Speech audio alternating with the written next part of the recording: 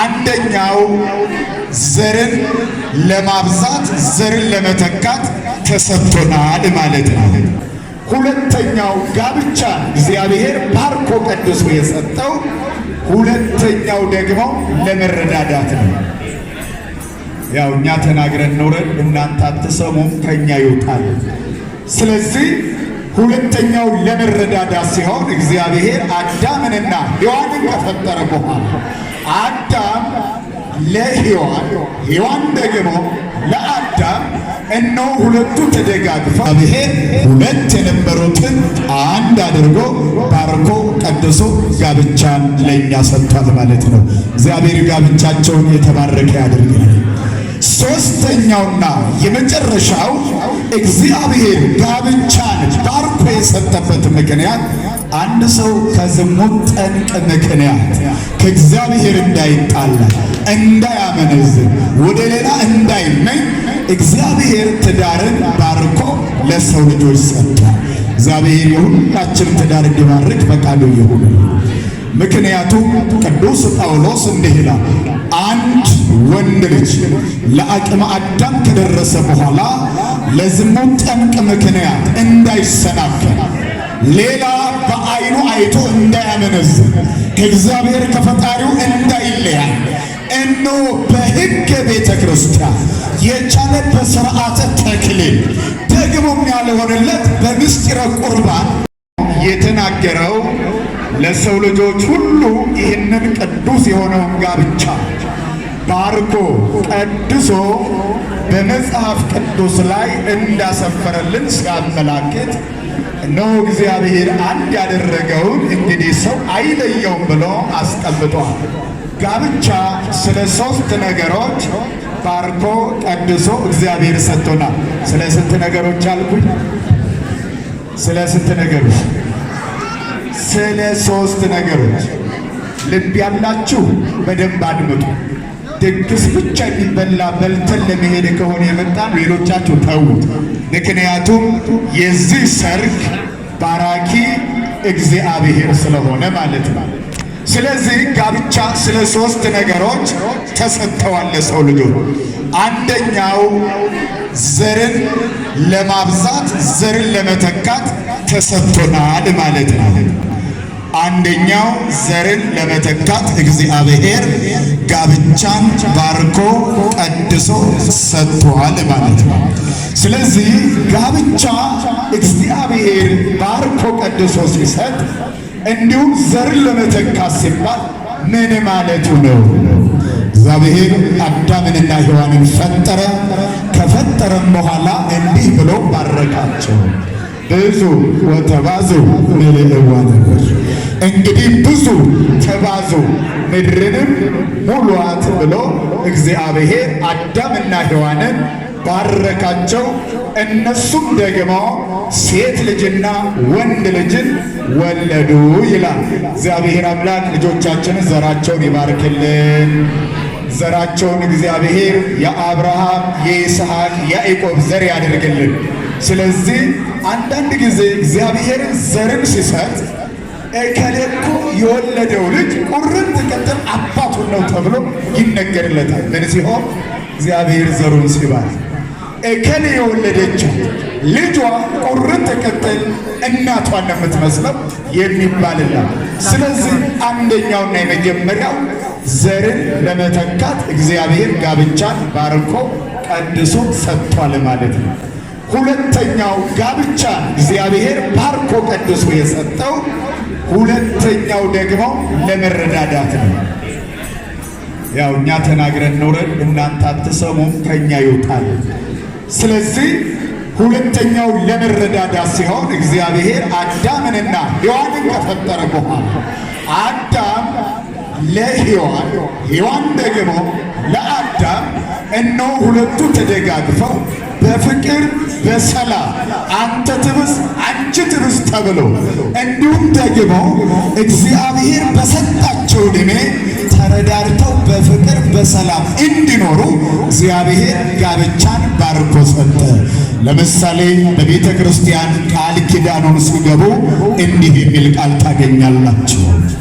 ምክንያቱ ብትደክም ቢደክም እነሆ ብታዝን እንዲሁም ቢደሰት ብታዝንም ቢደሰትም ከጎኑ ላርቀው ልረዳው ላግዘው እሱም እንደዛው ከሕይወቷ ተካፋይ ሆኖ በሕይወቷ ስታዝን እንዲያዝን እንዲሁም እንዲያጽናናት ስትጨነቅ እንዲያረጋጋት በነገሮች ሁሉ እንዲረዳዱ እግዚአብሔር ሁለት የነበሩትን አንድ አድርጎ ባርኮ ቀድሶ ጋብቻን ለእኛ ሰጥቷል ማለት ነው።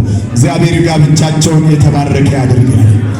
ሶስተኛውና የመጨረሻው እግዚአብሔር ጋብቻን ባርኮ የሰጠበት ምክንያት አንድ ሰው ከዝሙት ጠንቅ ምክንያት ከእግዚአብሔር እንዳይጣላ፣ እንዳያመነዝር፣ ወደ ሌላ እንዳይመኝ እግዚአብሔር ትዳርን ባርኮ ለሰው ልጆች ሰጥቷል። እግዚአብሔር የሁላችን ትዳር እንዲባርክ ፈቃዱ ይሁን። ምክንያቱም ቅዱስ ጳውሎስ እንዲህ ይላል፣ አንድ ወንድ ልጅ ለአቅመ አዳም ከደረሰ በኋላ ለዝሙት ጠንቅ ምክንያት እንዳይሰናከል፣ ሌላ በዓይኑ አይቶ እንዳያመነዝር፣ ከእግዚአብሔር ከፈጣሪው እንዳይለያይ እነሆ በሕገ ቤተ ክርስቲያን የቻለ በሥርዓተ ተክሊል ደግሞም ያልሆነለት በምስጢረ ቁርባን እንዲጋቡ እግዚአብሔር ለልጆቹ አስተምሯል ማለት ነው። ሌላው እንግዲህ አብዛኛውን ጊዜ ቤተ ክርስቲያናችን በሁለት አይነት መልኩ አማራጭ ሰጥታ ልጆቿን ትድራለች።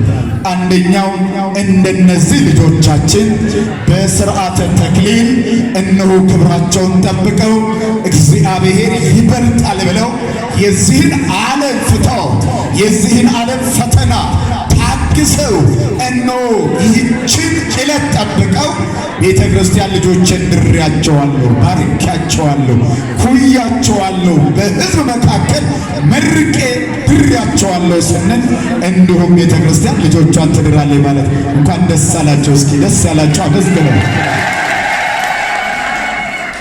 ስለዚህ አንድ ሴት ደግሞ ለአቅመ ሔዋን ከደረሰች የግዴታ እነሆ ለራሷ ባል ይኖራል። እሷም እንደዛው አይጣ እንዳትመኝ፣ እንዳታመነዝር፣ ኃጢአት እንዳትሰራ፣ እንዳትዘሙት፣ እንዳታመነዝር ለራሷ ባል ይኖራት ይላል። ስለዚህ ያላገባችሁ እግዚአብሔር በጸሎት ጠይቃችሁ ለዚህ ቅዱስ ጋብቻ እግዚአብሔር ያብቃችሁ። የበቃችሁትን ደግሞ እግዚአብሔር በትዳራችሁ ይባርካችሁ።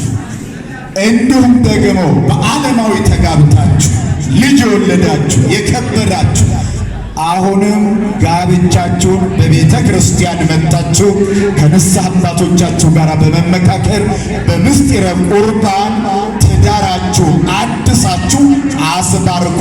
ምክንያቱም ሥጋውን ያልበላ ደሙን ያልጠጣ እነሆ ጋብቻ አንድ ነው ሊባል ስለማይቻል አንዳንድ ሰዎች አብረው ስለዋሉ አብረው ስላደሩ አልጋቸውን አንድ አድርገው ልጆች ስለወለዱ ጋብቻችን አንድ ነው የሚሉ አንድ ሊያደርገን የሚችለው ወገኖች የእግዚአብሔር ቅዱስ የሆነው ሥጋው ክቡር የሆነው ደግሞ አንድ አድርጎ የሚያዋህደን።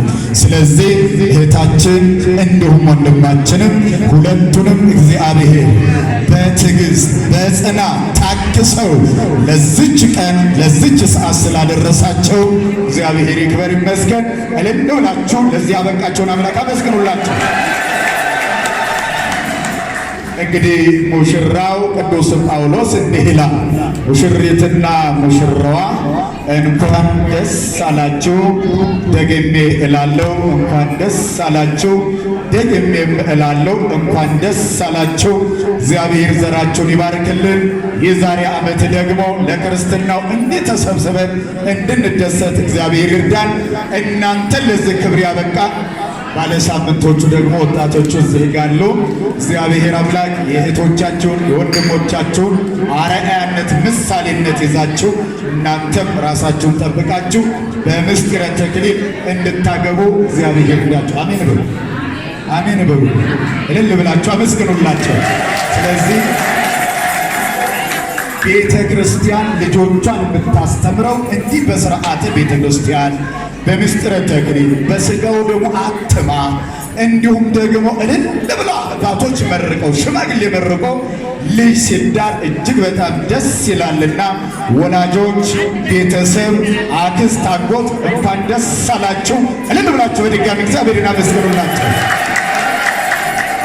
እንግዲህ ጓደኞችም ቤተሰብም በሙሉ በደስታ እግዚአብሔርን በዝማሬ ስናመሰግን ቆይተናል።